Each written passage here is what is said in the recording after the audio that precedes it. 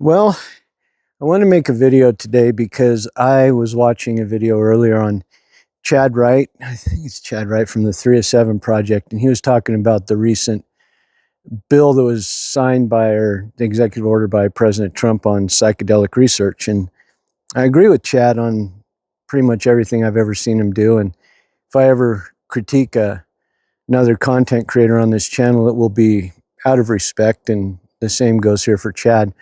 And I don't think that Chad said anything wrong. A lot of his stuff was, well, all of it was tied to the Bible. And I've done psychedelics, and that's what this video is going to be about. And I actually still do psychedelics, not not heavy duty like some people talk about, but I do psychedelics, and they're legal. But Chad said something that really stuck with me, and he said, we all suffer. He said, so they're trying to do away with their suffering by doing psychedelics. I agree with that, and I don't. So I think I'll do another video on that. I'm probably going to do 4 or 5 on this topic that Chad discussed. Again, saying that I agree with him with some context in certain areas that needs to be built in. I wanted to tell you about my own psychedelic experience. And it involved actually a mushroom, which I don't even know if it's considered a psychedelic. It's called Amanita. Definitely a mushroom. I can already see a lot of you going, oh man, that thing's poisonous and all that. There's many different types of Amanita mushrooms. And if you eat them correctly, I guess, people think you use psychedelics. No, if it involves mushrooms, you eat them. They're food, they're brain food. We all know that. Lion's mane, cordyceps, you name it.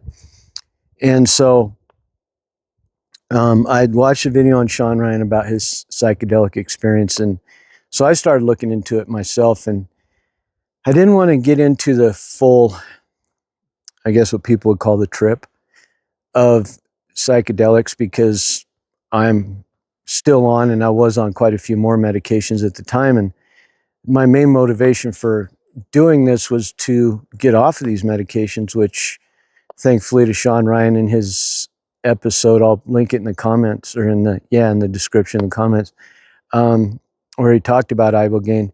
It took me on a journey to get off these medications, which, I mean, Chad, that in itself is amazing. But at first it did not involve psychedelics, and then I started looking more into them, and this video is so going to get demonetized. I found prescription-based, what they call microdosing of ketamine. And so I looked into it and saw some stuff from Dr. Andrew Huberman about, big words here, neuroplasticity. And so I was like, well, I'm going to give it a shot. When you've spent 30 years of having an altered reality, I mean, if Chad wants to talk about psychedelics, geez, the pharmaceutical industry creates a whole industry off of medications that more or less are psychedelics. They change your reality in ways that I couldn't even explain. This video is going to get long. And so the ketamine was working amazing. It's a microdose, a small amount, definitely very controlled, never found it in any way addictive. As a matter of fact, I'll be getting in a prescription of it next week. And I usually take it as a medication about 4 days a week, and or about 4 days out of the month. And then the rest of the month I'm fine. It's just one of the things that I have to do. But I started using Amanita, and not in the full-blown experience where people are taking massive amounts. And that's where I guess, if you do it over a long period of time, massive amounts, you can run into issues with your liver. And it's definitely something that you're going to have to research if you ever consider it. This is just my experience. But I was taking it a very small amount because I did not want to get into losing my losing my awareness, I watched a video by DJ Shipley where he talked about, he hasn't been used alcohol or anything in like 14 years. And he said, because I don't want to not be there for my family, render aid to somebody on the side of the road, just be, a good quality man or a good quality human being. So I always took that to heart because it's the way that I felt after I quit using marijuana to counteract a side effect of medication. And so when I started taking Amanita or eating Amanita, I consider it a food. I was taking it what's called a microdose amount, so it didn't affect my reality, my ability to think and be sober. And so one time with Amanita, it's natural, and based on where it grows, all the different variables, if you read up on this, it affects the potency of the chemical in it that can take you into a headspace and alter your reality. And so I was still taking a small amount, but I knew that Amanita could also give you a great night's sleep without ever, affecting your sobriety. And I'd experienced that once before. And so I thought, well, I haven't been able to experience that lately, so I'm gonna bump up the amount that I eat tonight. And that was great. I felt nice and relaxed the rest of the evening, and I went in to go to sleep. And so the thing that I deal with PTSD, oh, here goes the demonetization, involves military sexual trauma. Yes, that happened to me when I was military sexual assault period, twice when I was in. And so that was a lot of my PTSD. A buddy of mine passed away on the ship. It was not natural. He was taken out by another sailor. And so there's just, over 30 years, a lot of that mixed together and created a really, I was stalked for about 30 years by guys. Being good looking doesn't always have all the benefits that you would think comes with it. And so, so I'm sitting there that night, and I'm just feeling really relaxed, just grounded, centered, not in any way feeling not sober, just very much a grounded, centered, nice, calm peacefulness.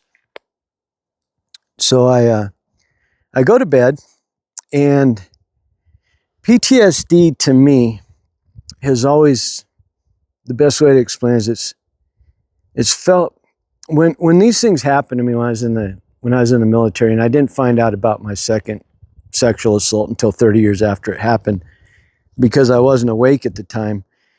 But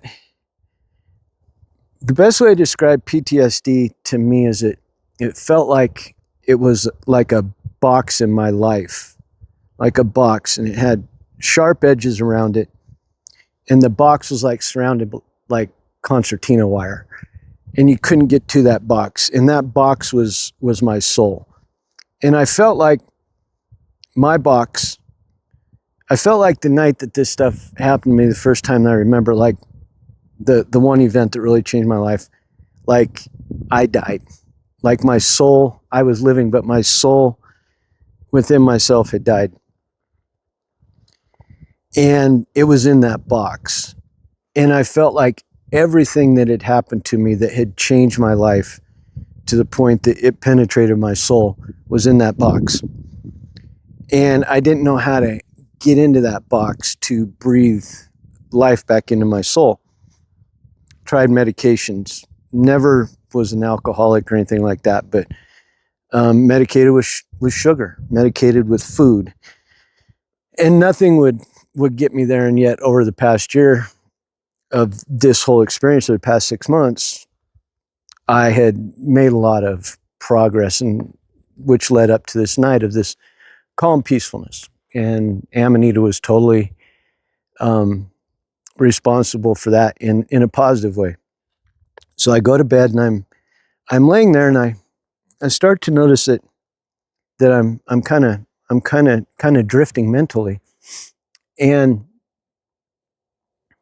I guess you could call it I'm not going to call it an out-of-body experience, but Chad Wright talked about it in his video. He said it's like God has shut off part of our brain when there was a fall in the Garden of Adam and Eve, and we're not supposed to be able to access part of that brain. I agree with him because I thought about this a lot over the years, and I agree with him.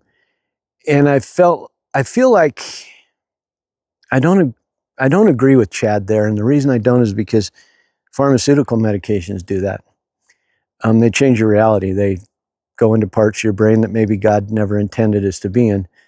But I also believe that where Chad and I have a difference is that if you're using things as a true, whatever it may be, mushrooms, I'm not really big into the thoughts of DMT, but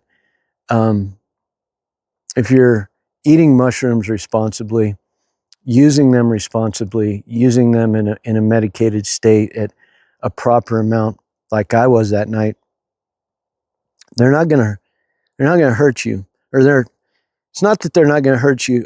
I believe that God does honor that, because you never heal permanently. You never cure yourself of anything that happens to you in life, because life has no cure.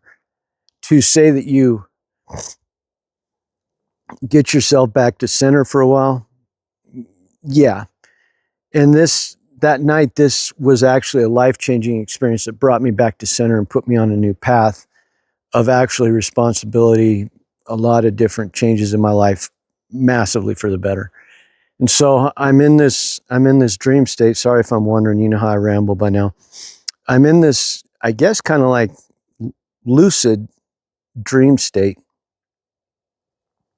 And I just let myself go, because I felt centered, I felt grounded, and I felt like what I was about to experience I could handle. And what happened was I found myself in like the engine room of like a ship, but it was empty, and the engine room was off, and I was in this passageway, which is what you who have never been to sea would consider a hallway, and it was narrow, and I'm walking down this passageway, and this concertina wire that I had always seen around this box was in front of me, but it was rusted, and it was sharp, and it hurt, but I grabbed it and I started pulling it and moving it away, because there was a door ahead of me, and it had the hatch wheel on it like you see in the Navy, and I was going towards that door, because I knew that there was something behind that door. And so I bust through this concertina wire, and I get through it. So I get to the door. So I crank the door open, and I pull the door back, and it's rusty, and there's dirt coming off of it and everything. And I look in through this door, and everything is dead. It's this dirt that kind of looks like sand, but you can tell it's dead. And something in me told me, you're here. This is your soul. And so I'm here. And I look in that room, which is, it looks like something in our ship, but it looks like a desert. Everything is just, the feeling of death is in there. And I noticed in there that all throughout in the dirt, stuck at an angle, we used to call them, in the Navy, we called them bow hooks. You would recognize them as like a harpoon. It's a shaft, and it's got a little prong sticking off the back that they use for whales. And in the Navy, we called them bow hooks because it wasn't sharp, but you could grab a rope or grab something with it and pull it back. And they were stuck in in the dirt at an angle, and they looked really evil. And there were hundreds of them. And they all had little white tags kind of hanging off them, just dirty, white. Thank you for listening. And there was one, and it was massive, and my eye got drawn towards it. And I was looking at this big harpoon. This thing was massive, and it was just the way it was jammed in the dirt was even different than all the other ones, and it looked horrible. And it had a big white tag hanging off of it. So I was like, wow, I just looked at it, and I was like, I know that's my answer to everything that I've gone through. And I know I'm going to find out I just knew I was going to find out something that was on that tag that was going to answer every question. It was going to point the finger at everything. It was going to place the blame. It was going to just wipe everything clean and take me back to where I was before everything happened. And so I stepped through the hatch and go into this desert. And I'm just like, I'm walking, I'm running towards that harpoon, and I get up to it and I reach out and I grab that rag that was hanging down, and I flip it over and I look at it, and the words on it were self-inflicted. So anyways,